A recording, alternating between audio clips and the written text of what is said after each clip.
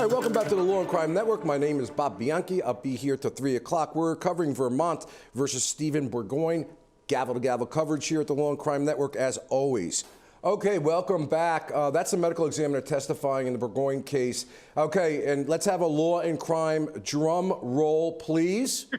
Because we have the inimitable, the mentally nimble, the extraordinarily skilled, the Latin-speaking, classic literature-giving, food aficionado, lawyer extraordinaire, Gene Rossi. Welcome, Gene. You know what? I'm touched that you think I'm a food aficionado because I like polenta. Yeah, well, you know, listen, I believe a great man once said, hashtag levity is life. Do you know who that is? You're darn right, and I'm proud of it. Yeah, that's one of your monikers. Gene, what are you thinking about the case so far? I mean, I know you were listening when I went down the description of what the insanity defense in Vermont looks like, and we listened to a number of clips of some very compelling testimony. I'm just curious, your thoughts on how the case is going, and specifically address for me, Gene, we looked at an MVR, motor vehicle recording, of the cruiser that the defendant was in, and while he was going very fast, estimates up to 100 miles per hour, he was able to maintain the lanes, he wasn't weaving, things of that nature. Is that relevant at all to the insanity defense?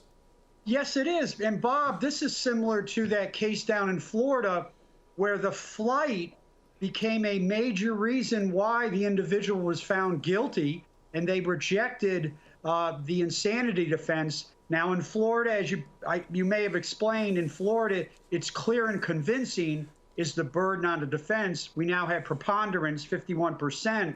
But I think that flight issue and getting in the cruiser, I think that could be the sine qua non of the prosecution's argument that they haven't met the burden. No, you didn't, Gene Rossi, whipping out more Latin. I agree. Hey, let me ask you, Gene, because I find this interesting. Now, I could do a deep dive in the legal research of it, but yeah, when Vermont's a little different in the insanity law in that it's not that he couldn't appreciate the rightfulness or wrongfulness of his conduct. Here it says they lack the capacity to conduct themselves, and part of this statute says conform their conduct as required by law.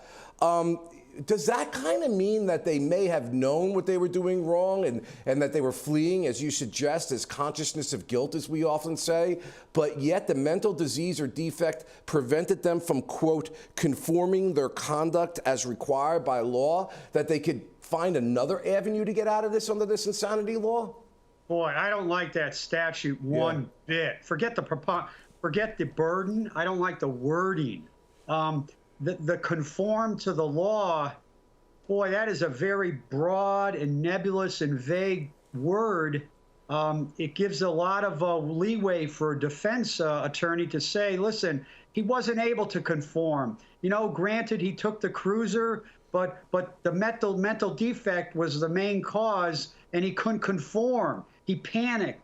He got scared. And I think that's what they're going to say. Yeah, I mean, that shows you substantially, Gene, as I was trying to explain to the audience before, when you lower the standard to preponderance of the evidence, making it easier, in other words, for the defense to prove its case, and then you add that little caveated part of the insanity law, to your point, you may have been able to appreciate what you did is right or wrong, but you were just compelled by this mental disease or defect not to be able to conform.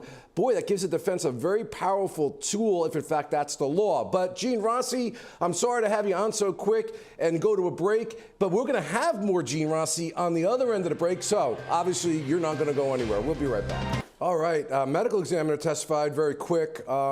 Gene, we got a couple things to talk about. Let's talk about the last thing first, and I know we got a real practical debate between me and you, maybe even a difference in trial strategies. But the last point, people were asking in the chat room, like, wow, that's really weird. Why is the prosecutor bringing out information about injuries on the defendant?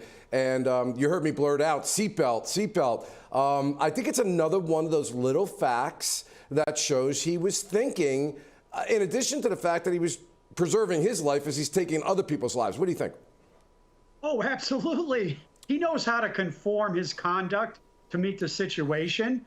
He wanted to save his own life and take the life of somebody else. That's the argument. Okay, so for all of our legal aficionados out there and those who just love true crime and the gavel-to-gavel coverage they get, Gene Rossi on the Law and Crime Network and great pros like you, let's talk about this idea, the stipulation. You heard me saying when we were off camera, boy, I rarely stipulate to things. My philosophy, and I think you may have a counter one, is that I have seen stipulations going to a jury, and that is where both sides agree about the parameters of a particular piece of evidence, so it doesn't need to be authenticated. And yet, when the jury comes back, they didn't find in favor of the person entering that item into evidence. I'll give you an example. We have a 1,000-foot law in New Jersey, and before you can prove a 1,000-foot law, some witness has to get up and say, I checked the map created by the city engineer of such and such a city, and it was within 1,000 feet of a school.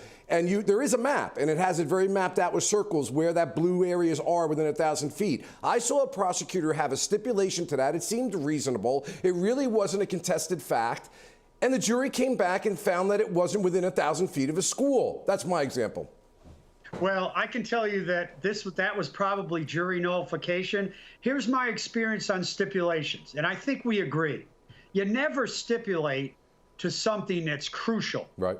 Where you want a witness to describe it. You never do that.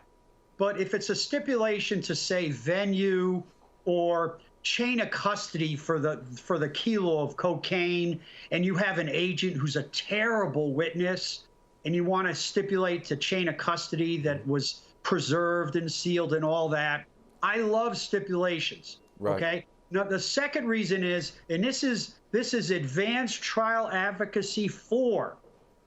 Your goal as a prosecutor or defense attorney is to bond and connect with the jury, all right? Bring it home quick, Gene. Pardon me? Bring it home quick. Oh, I love to read the stipulation to the jury because I'm sort of reading the law to them, and I'm almost giving like an opening or closing. Okay, well, guys, there you have it. The great Gene Rossi and stipulations. We're going to take a quick break, and we'll be right back.